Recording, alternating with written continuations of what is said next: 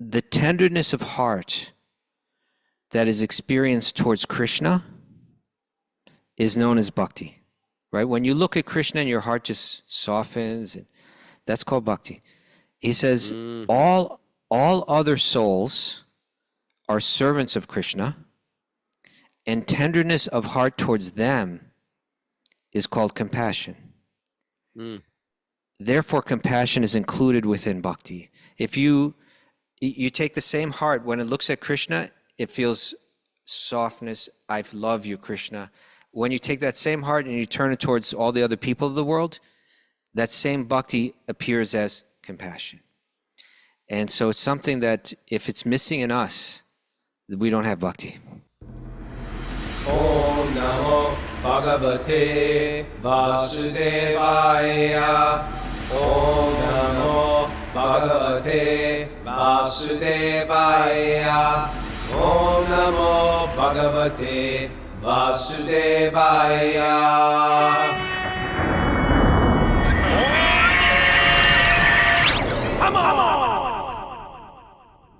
Live from Udaipur, Rajasthan. This is Wisdom of the Sages, a daily spiritual podcast with your host Raghunath and co-host and senior educator at the Bhakti Center in New York, Kṛṣṇa. Welcome to the show. This is episode 1450. It's October 21st, and we're here in one of my favorite cities in Udaipur. Me, Miss Mara, and a whole crew of pilgrims. Really beautiful day at Kṛṣṇa. Kṛṣṇa is south of Devaprayag up in the Himalayas. You want to share anything about your location, sir, before I start diving into our morning? Well, we're just, we're in a valley. We're kind of like up at the top of the valley looking way down into the Ganga. That's and yeah, tomorrow morning I go to Devaprayag where I've never been before. Some people call it like the origin of the Ganga, of the Ganges River. It's where the Alakananda meets the Bhagirath.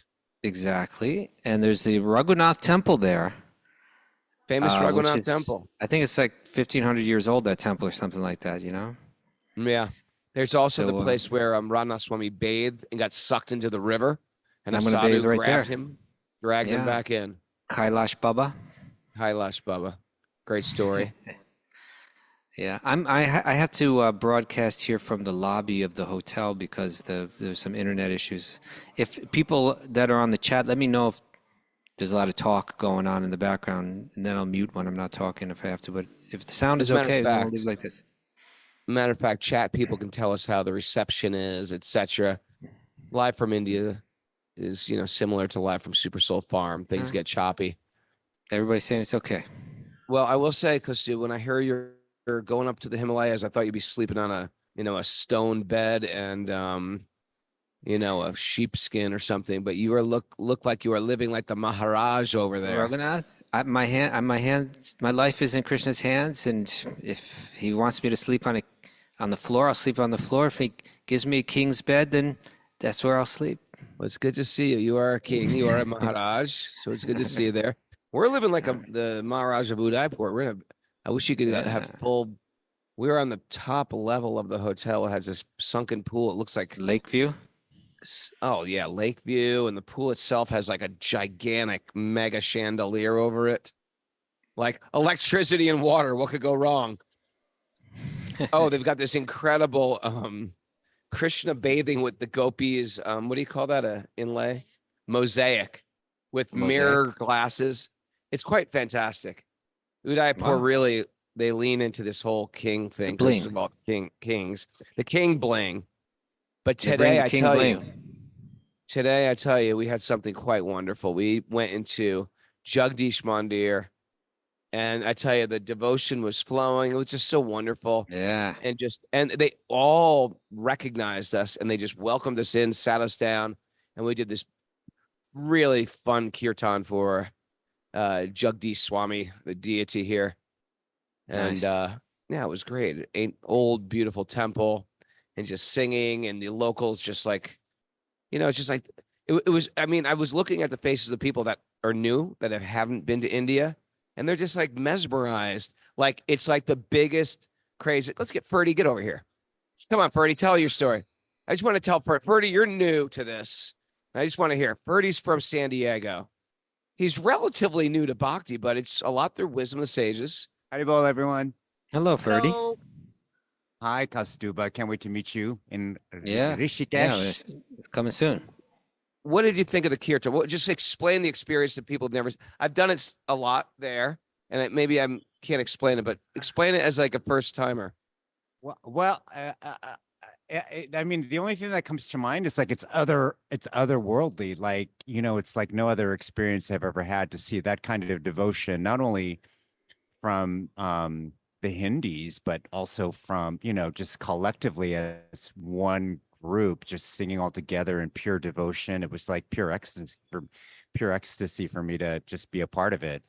Describe it. Temple. I mean, it was the temple. Yeah, the temples.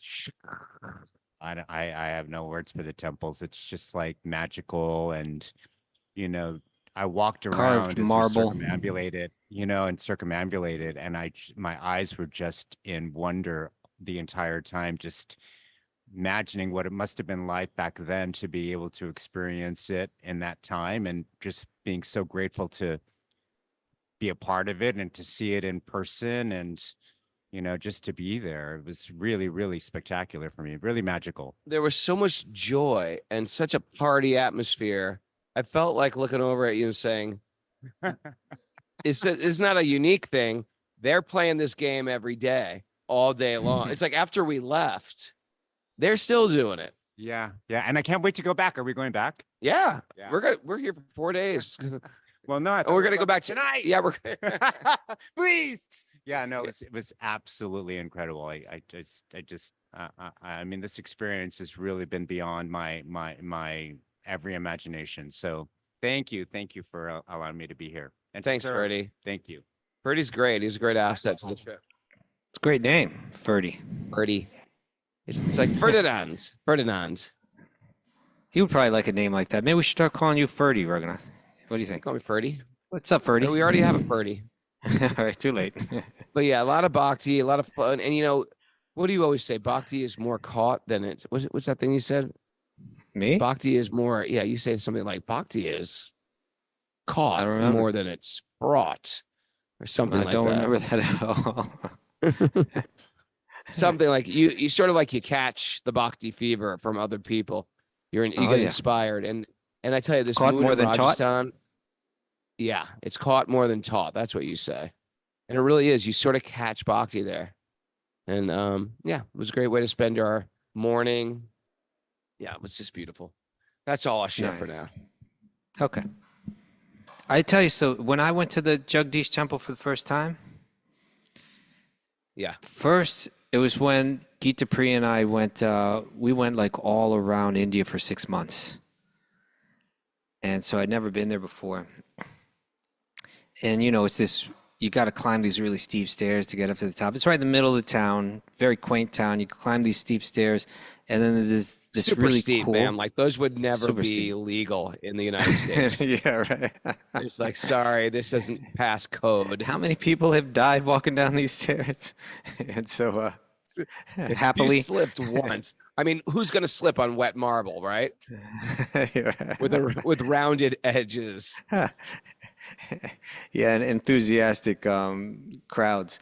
But I said to myself, I could just sit here on the edge of this temple, near the beautifully carved, marble, walls of the temple, and I could probably just sit here and give Bhagavad Gita class, and like the local tourists could come and sit around me every day, and they could just throw me some donations, and I could just live off that in a town like this. That would be a perfect way to live, wouldn't it? I was actually thinking today, I was like, what happened if I just moved there? They became friends with me. They're already friends with me. They like my kirtan. I could see them saying, you know what? Why not just be part of us? I could see them having me move into the Pujari community. What if they said, I was having a little turbo scenario during the kirtan today. I was like, I could be part of them. This could be my retirement plan. What if they said, it was great for one day, but you're going to have to go home. Stop stealing the microphone. Gringo. Yeah, No, I'm but sure they would yeah, love to have you there every day, Raghunath. I'm sure. no, it's they just, really would. I mean, you know what else I looked at today in that kirtan, you guys? I'm talking to my people here. I was like, I looked at that young kid up front who kept on going, "Can I have a key?"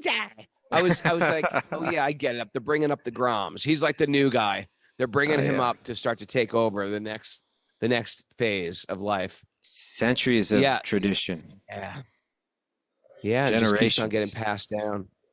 Yeah. Keeps getting passed down. I like it. I like, you know what else it did? You know what else I do? I realized, Kṛṣṇa, I like what we Yeah. have also.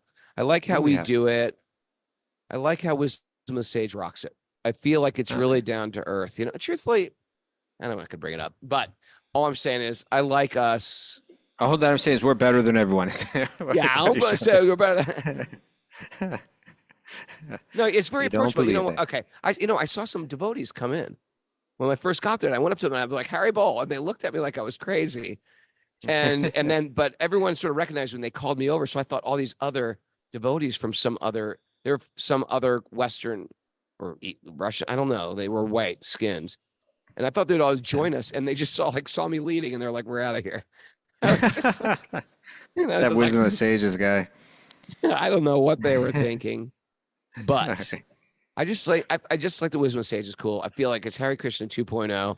It's all I can relate to at this point in my life, and I love you all. Okay. That's all I'm All right. saying. All right. Yeah. Hey, are there announcements? Does Yeah, Mara have Mara, any you got some announcements? announcements, right? What's going on in the world? Well, I just wanted to mention that whole Jagdish Mandir that we were describing, like the whole experience. It's also like 11 a.m. on a Monday that we're there, and it's like That's an right. unbelievable ecstatic party. But for announcements, it's Wear Your Merch Monday. So please help us promote the show by wearing your Wisdom of the Sages merch. Take a picture and share it on social media. Tag us on Facebook and Instagram, and we'll share the post also.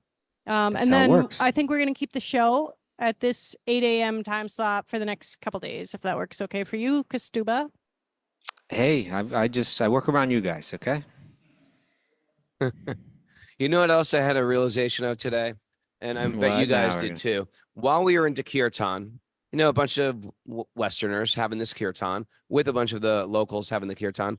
A lot of people, because they're very welcoming in general, come to just see it as tourists. So they peer in, they even come up and have darshan, and they walk around the temple and someone's explaining to them, like a tour guide's explaining. The temple is like a pyramid with a big chakra at the top.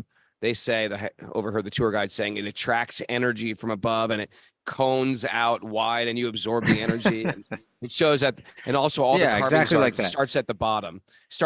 There's these demons on the bottom, and then it goes up after the demons. You can take birth as an elephant or higher species, and it goes up to the human species. Then it goes up to higher demigods you could take birth as, and then at the top you see avatars of Vishnu. And so these are all intricately carved, going up in this sort of pyramidal white marble.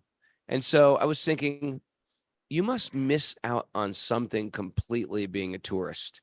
Like you walk in there, you look around, and it's almost like you're walking through like the Southeast Asian part of the Metropolitan Museum art. Oh, there is a Hindu deity.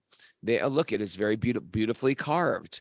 It's just like you miss all the joy and the life of what's actually going on when you study it merely academically.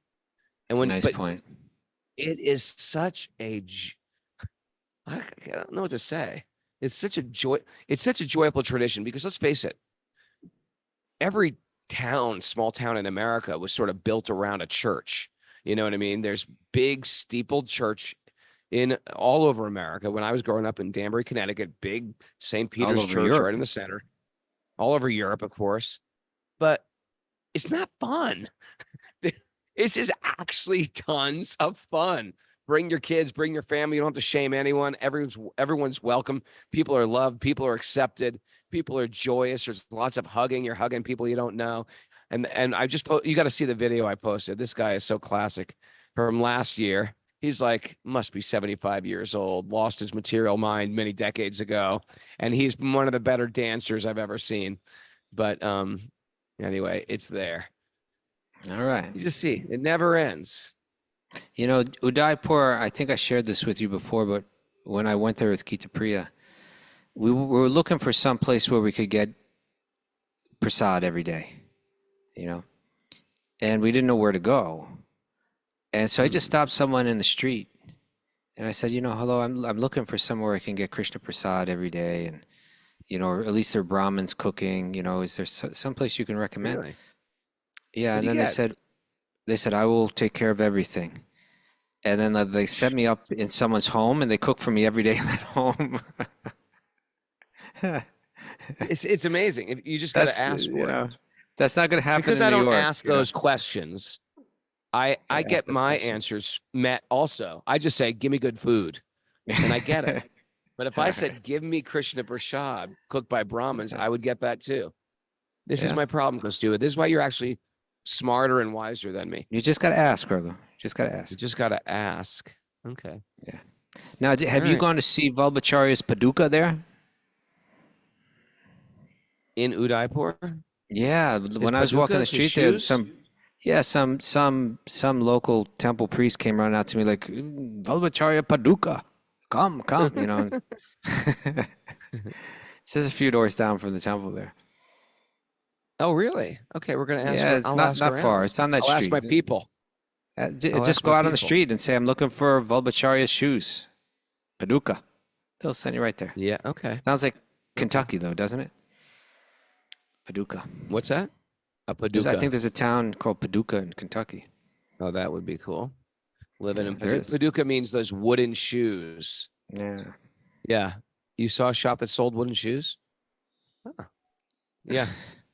They cause you Duke on your pods. That's why they pain on your Paduka. feet. Yeah, foot pain. Okay. All right, Raghunath, Are you ready let's to get dive moving into here. nectar Yeah. nuggets, sir? Well, you know, This is from out. I'll tell you what, let's do this. Go Let's ahead. take a new strategy, okay? Because we've already used up almost half the Please. show. Let's Okay. there's a verse that comes toward the end of this chapter that we're going to read today. Raghunath, you should just tell the story like a chapter, just like read through it. But there's a really important verse will. at the end, and that verse has a lot to do with Okay. compassion. Okay? And so All right. let me just read something about compassion. Okay, this is very deep. Yeah. You ready? Okay. So this I'm is very shallow. This will be good for me. this is from it's from the book by Bhakti Vinod Thakur, the brilliant, prolific Bhakti saint. And Yeah. it's in a book, it's a novel called Jaiva Dharma, which is kind of like, it's just kind of setting a scene where there's questions and answers, particularly about Bhakti.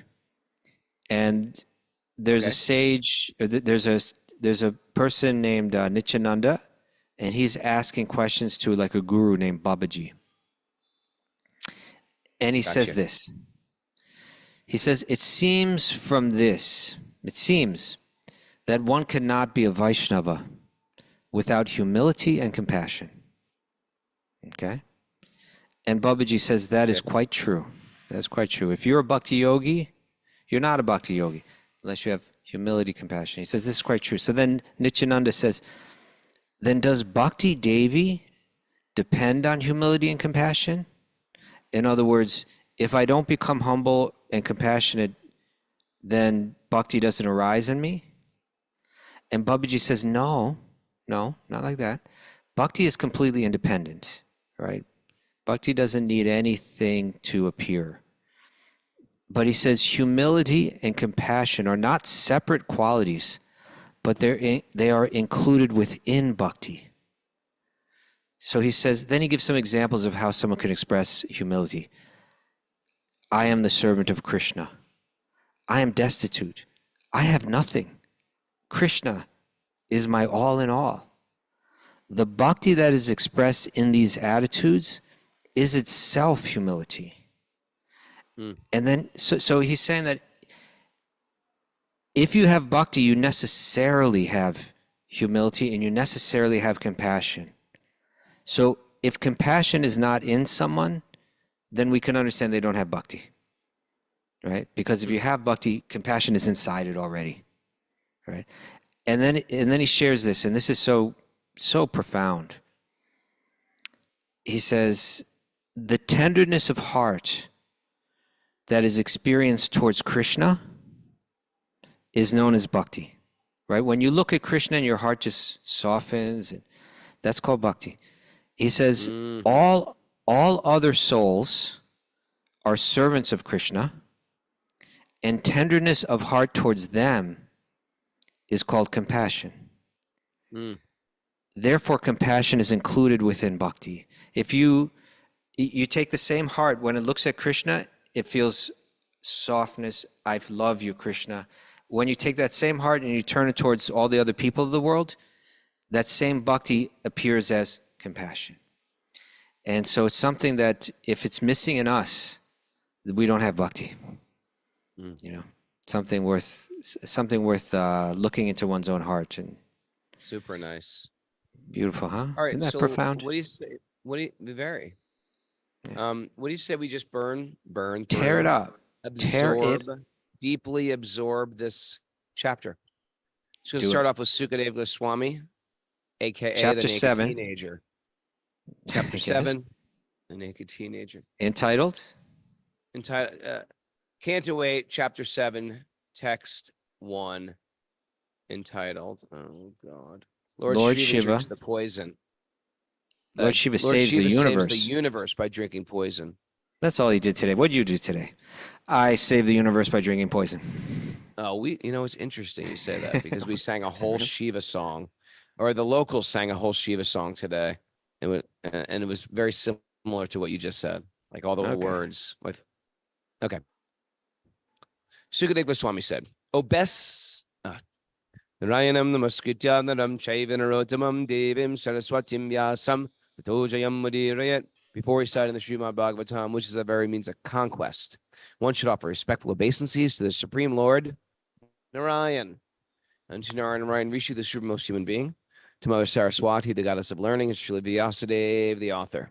Nasta prayeshva badreshu nityam bhagavad sevaya bhagavati uttama sloki bhaktir bhavati naishtiki. By regular attendance in classes on the Bhagavatam and by rendering service to the pure devotees, all that is troublesome to the heart will become eradicated.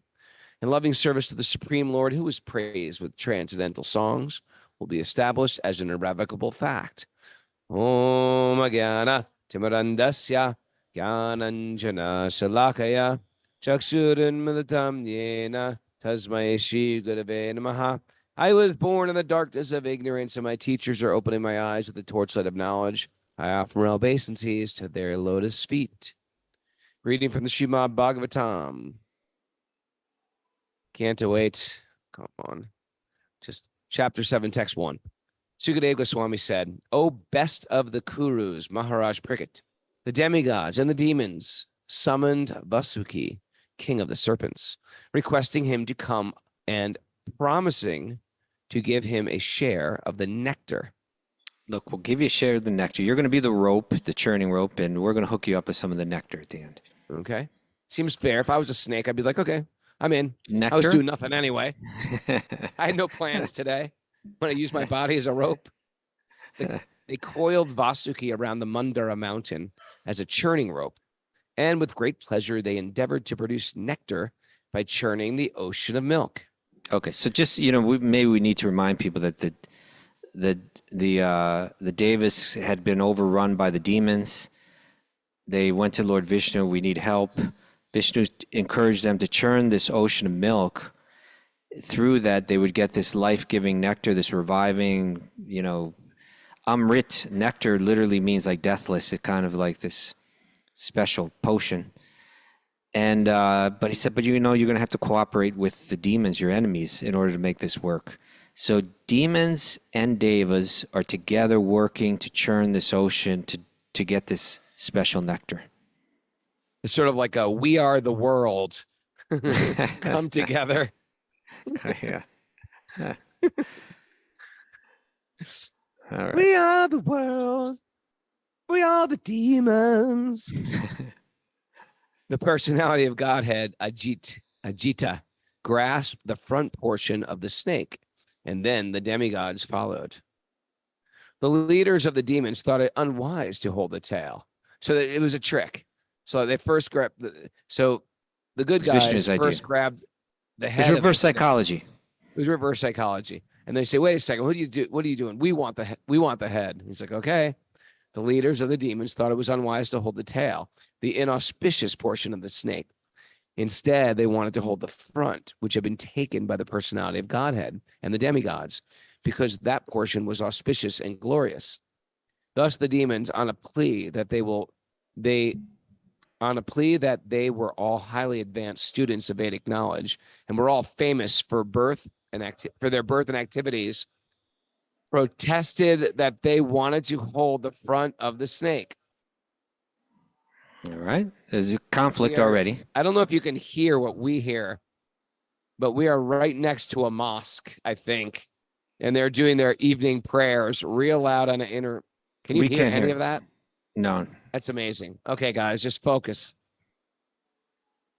Oh, no, I think it's Sanskrit. Do you need me to read, Raghunath? Because you seem very distracted. We're not going to get through this. If you heard how long, I think it's a Ram temple, and they're doing Hanuman Chalice or something. You're on, Kṛṣṇa. Okay. I can't focus. Yeah. Stay with me, though. Stay with me. All right. Text 4, thus the demons remained silent. They were not going to cooperate, right? Opposing the desire of the demigods. Seeing the demons and understanding their motive, the personality of God had smiled. Without discussion, he immediately accepted their proposal by grasping the tail of the snake, and the demigods followed him.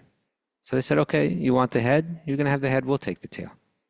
After thus adjusting how the snake would be held, the sons of Kasyapa, both demigods and demons, began their activities, desiring to get nectar by churning the ocean of milk. O son of the Pandu dynasty, when the Mandara mountain was thus being used as a churning rod in the ocean of milk, it had no support, and therefore, although held by the strong hands of the demigods and demons, it sank into the water. Well, that's going to screw up the churning, right? Yeah, because it's a problem when you churn the ocean. You need that churning some rod to solid float. basis. Yeah. Because the mountain had been sunk by the strength of providence, the demigods and demons were disappointed, and their faces seemed to shrivel. And you know what, Raghunath, we were talking about this when Tulsi had that question the other day, right? You try to do some big devotional project, and in the beginning, there's always trouble. It seems like this isn't going to work. We're trying. It's just part of it, right?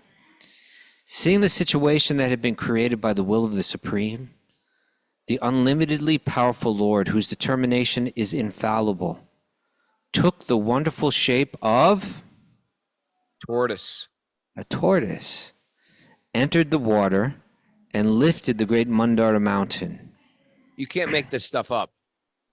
That's right. God became a turtle. It's such like a fantastic story here. And the interesting thing is, me and Kṛṣṇa think it's all real. That's right.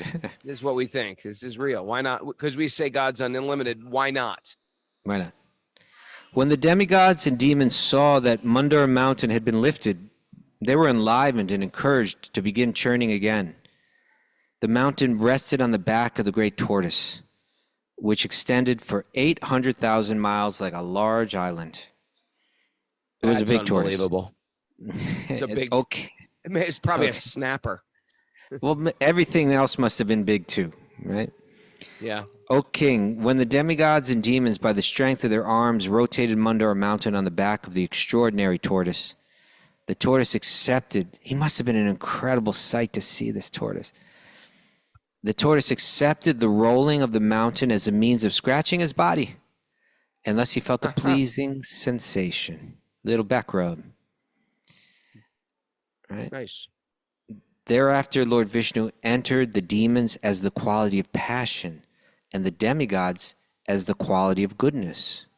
Right? He's in the heart of every living being, and he's stimulating these modes, right? The effect of these modes on them. And Vasuki, the snake, as the quality of ignorance, to encourage them and increase their various types of strength and energy. Manifesting himself with thousands of hands, the Lord then appeared on the summit of Mandara mountain, like another great mountain, and held Mandara mountain with one hand.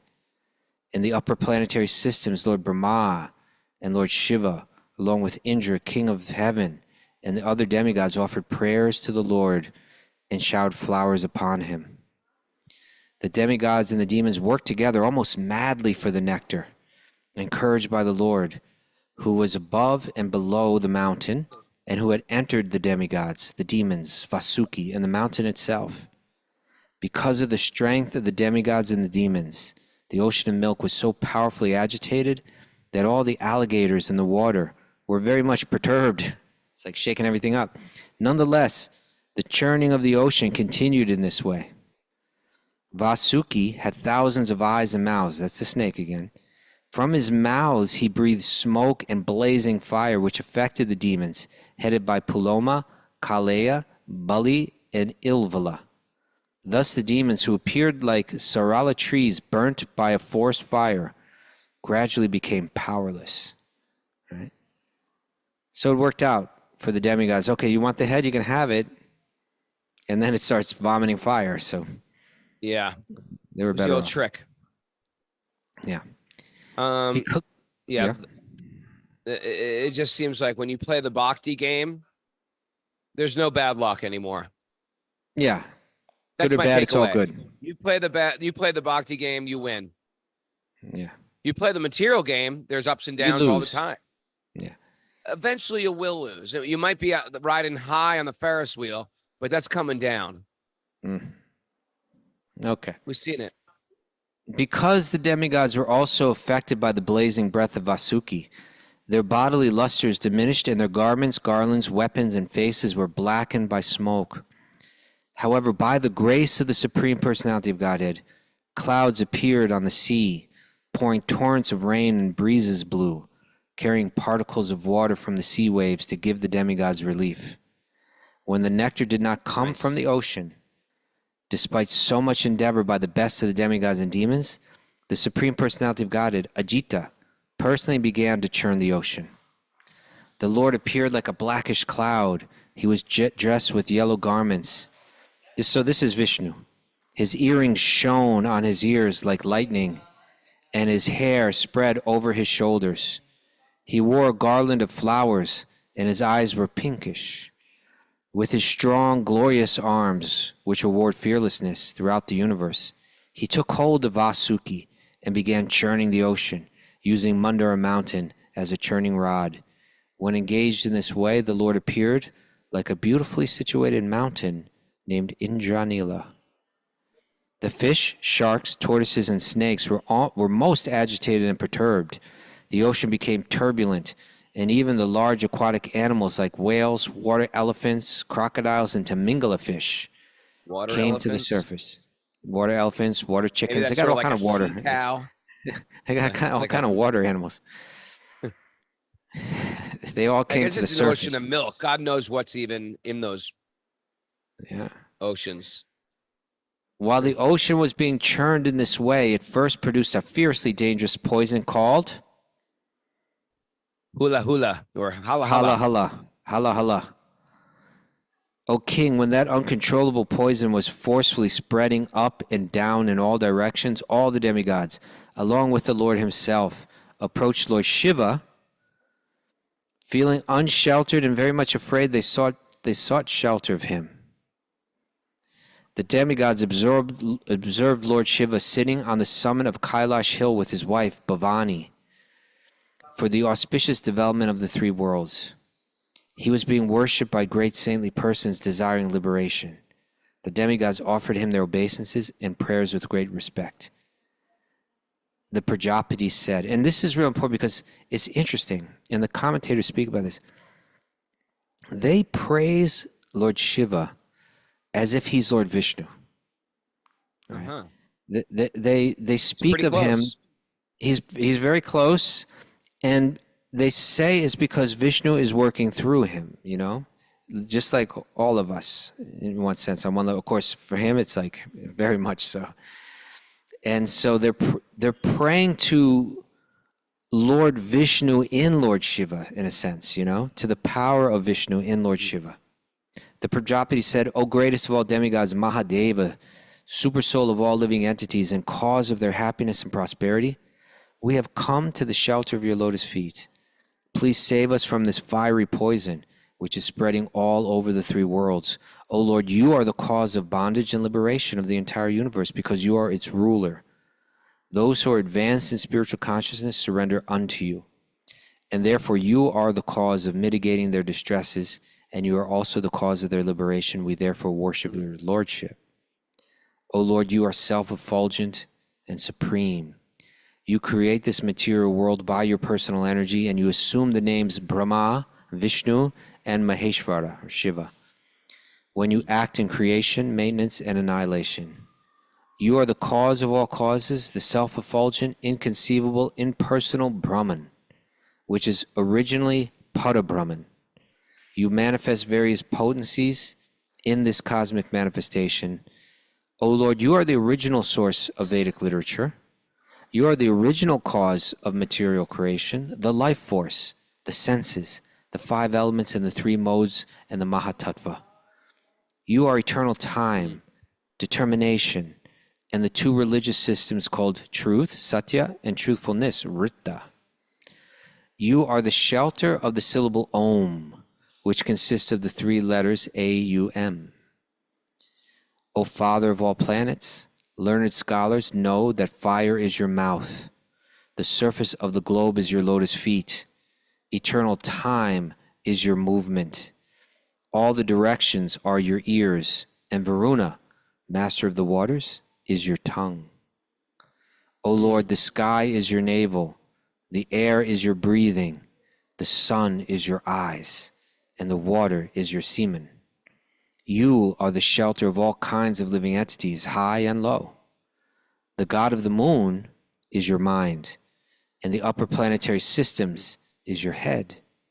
O Lord, you are the three Vedas personified. The seven seas are your abdomen, and the mountains are your bones. All drugs, creepers, and vegetables are the hairs on your body. The Vedic mantras like Gayatri are the 7 layers of your body, and the Vedic religious system is the core of your heart.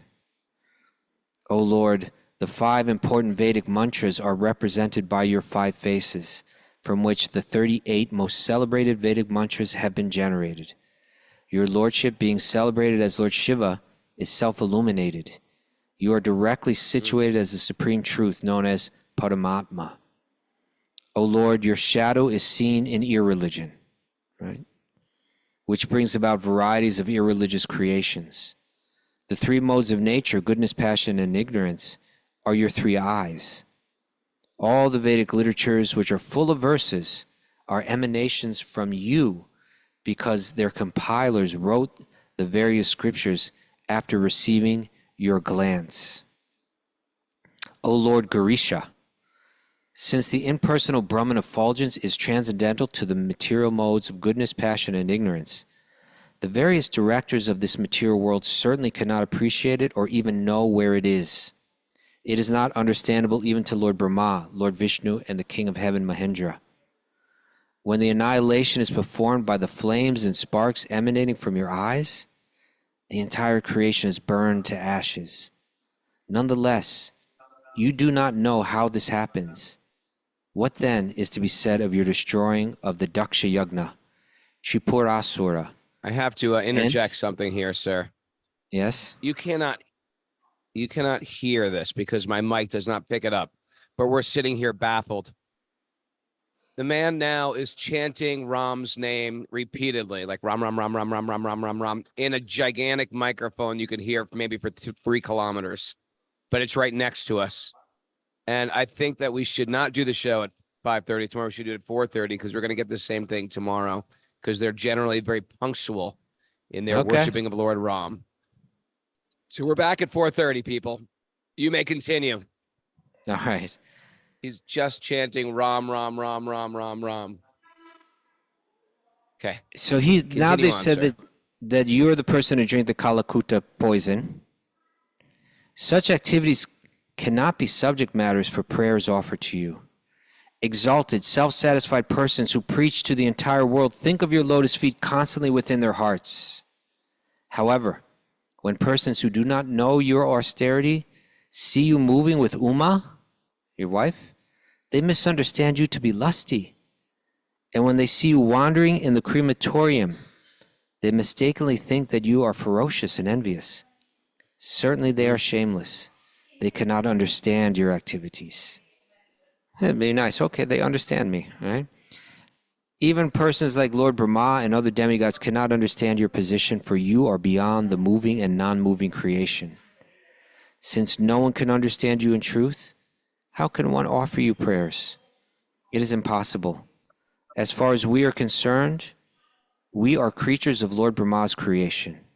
Under the circumstances, therefore, we cannot offer you adequate prayers, but as far as our ability allows, we have expressed our feelings. O greatest of all rulers, your actual identity is impossible for us to understand. As far as we can see, your presence brings flourishing happiness to everyone. Beyond this, no one can appreciate your activities. We can see this much and nothing more. Srila Shukadeva Goswami continued, Lord Shiva is always benevolent toward all living entities. When he saw that the living entities were very much disturbed by the poison, which was spreading everywhere, he was very compassionate. Lord Shiva has a heart of devotion for Vishnu, a heart of bhakti, and that same heart, when turned towards the rest of the world, manifests his compassion. So it continues. Lord Shiva is always benevolent towards all living entities. He saw that the living entities were very much disturbed by the poison, which was spreading everywhere, and so he was very compassionate. Thus he spoke to his internal consort, Sati, as follows. He checks in with the wife on this, right? Yo, we got to check in with the wife. Always. Lord Shiva says, my dear Bhavani. Okay, if I drink the poison? Yeah, he got her permission. You'll see. He says, my dear Bhavani, just see how all these living entities have been placed in danger because of the poison produced from the churning of the ocean of milk. It is my duty to give protection and safety to all living entities struggling for existence. Certainly, it is the duty of the master to protect his suffering dependents. People in general, being bewildered by the illusory energy of the Supreme Personality of Godhead, are always engaged in animosity towards one another. That's the nature of this world, right? We see it constantly. But devotees, even at the risk of their own temporary lives, try to save them. My dear gentle wife Bhavani, when one performs benevolent activities for, you can imagine she may have been a little hesitant about this idea, right? Sure. I don't think you should drink all that poison. Yeah, you know. Says, the good wife may respond that way. Yeah. My dear gentle wife Bhavani, when one performs benevolent activities for others, here are life lessons we're going to get now, right? Okay. When one performs benevolent activities for others, this is what you do with your life. You know, the Supreme Personality of Godhead is very pleased. And when the Lord is pleased, I am also pleased. When the root is watered, every leaf is satisfied, right? And when the Lord is pleased, I am also pleased, along with all other living creatures. Therefore, let me drink this poison, for all the living entities may thus become happy because of me. Srila Sukadeva Goswami continued, after informing Bhavani in this way, Lord Shiva began to drink the poison. And Bhavani, who knew perfectly well the capability of Lord Shiva, gave him her permission to do so. Thereafter, Lord Shiva, who was dedicated to auspicious benevolent work for humanity, compassionately took the whole quantity of poison in his palm and drank it.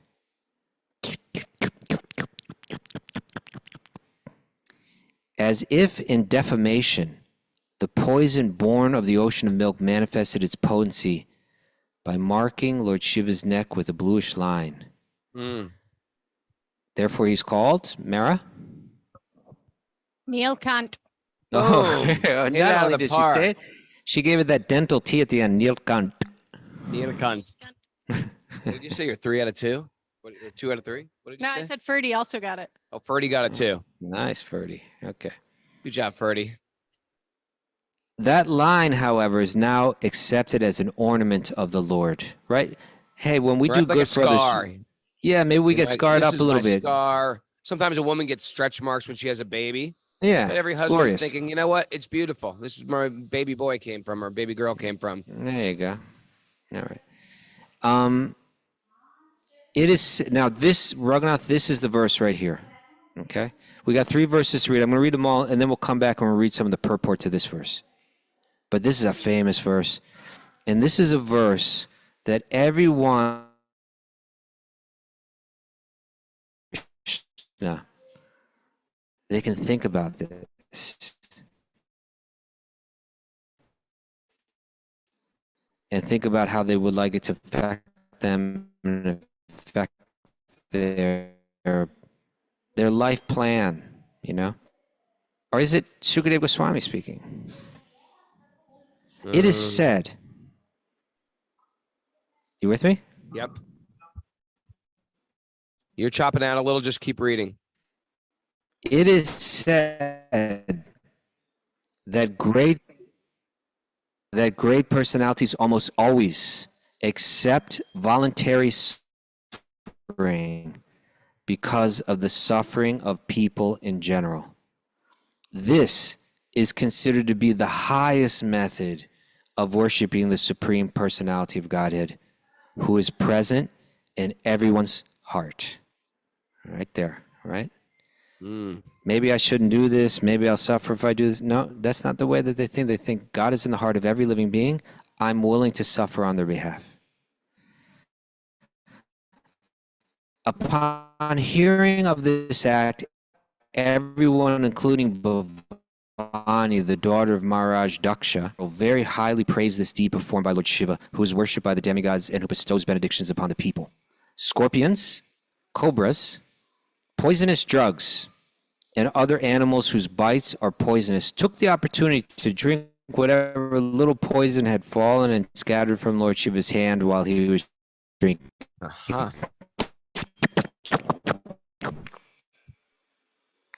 You all got some venom from that, right? You know, poison. The origin of poison.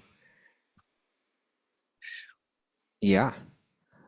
I want to look at this commentary. To the verse. I'm going to read the verse again.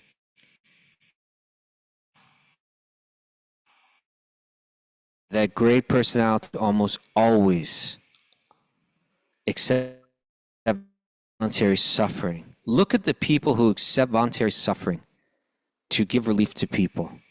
And we know that that's greatness right there, right? This is considered to be the highest method of worshiping the Supreme Personality in everyone's heart. I'm not going to read the whole thing. I'm going to summarize.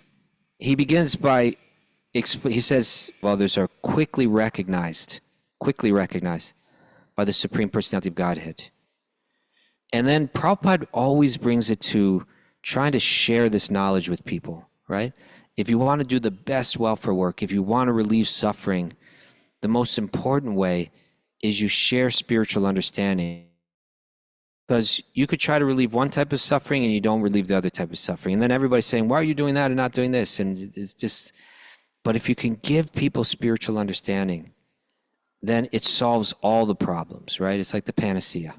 So Prabhupada writes a whole long purport on that point here. There are different kinds of welfare activities in this material world, but the supreme welfare activity is the spreading of Krishna consciousness. And he goes on in this with this idea. It's not sectarian. It's practical. It's based on understanding how the universe operates, you know. But Prabhupada writes this at the very end, Raghunath.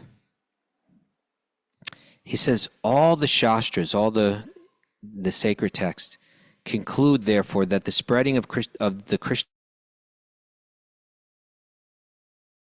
activity in the world, because of the ultimate benefit this bestows upon people in general. Oh no, hold it. That's not what I was. 1 second. He says because of the ultimate benefit this bestows upon people in general, the Lord very quickly recognizes such service performed by a devotee.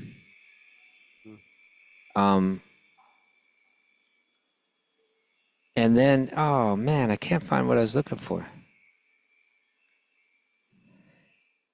He said something about, oh, I can't find it. I'm sorry. Anyway, that's the basic point. You spin off that point that it's the best welfare work. It's You good go ahead. for Spin it. people who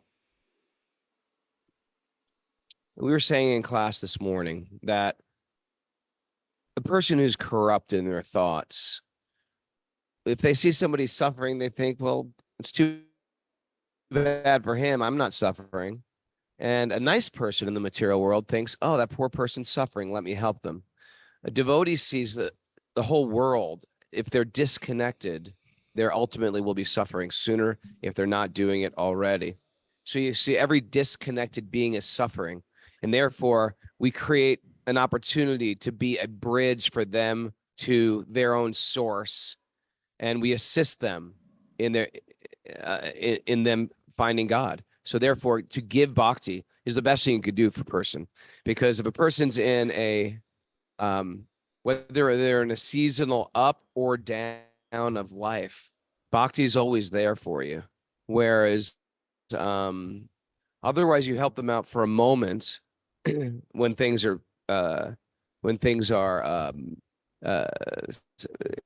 in a painful situation, but then things get better and they're even more disconnected.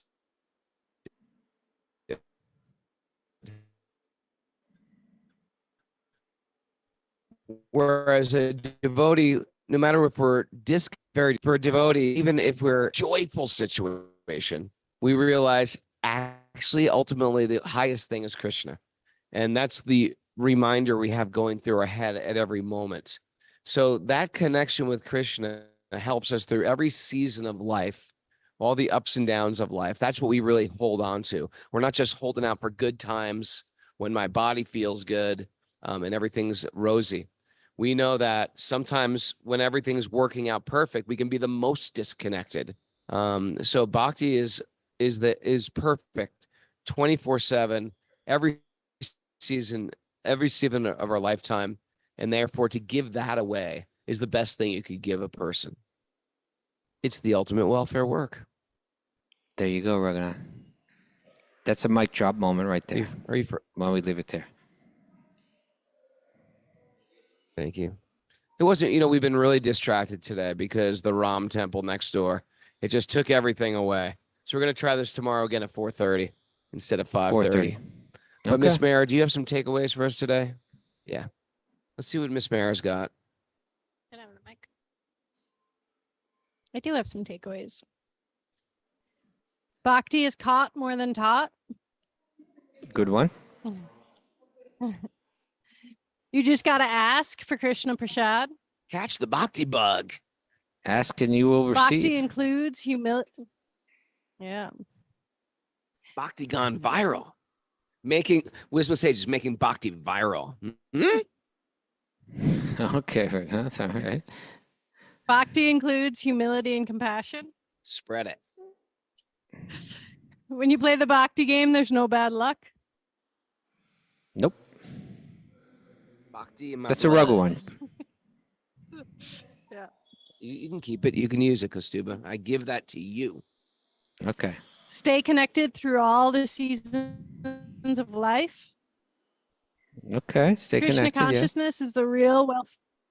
For every season, chant, chant, chant. Churn. Claire laughs at all my jokes. Krishna consciousness is the real welfare work to relieve suffering. Mhm. It is. Yeah. God is pleased by your benevolent actions for others. There you go. Yep. And Mhm. And Miss Mara? always check in with your wife before you drink poison. Oh, Always, every yeah. time. Honey, we're going out and drinking poison.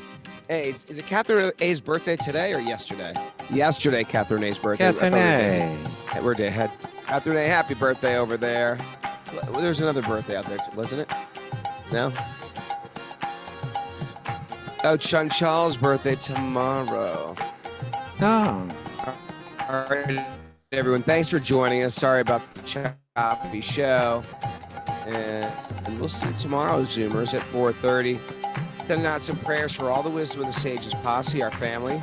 I tell you, I'm more connected with these people on Zoom than I am my own brothers and sisters.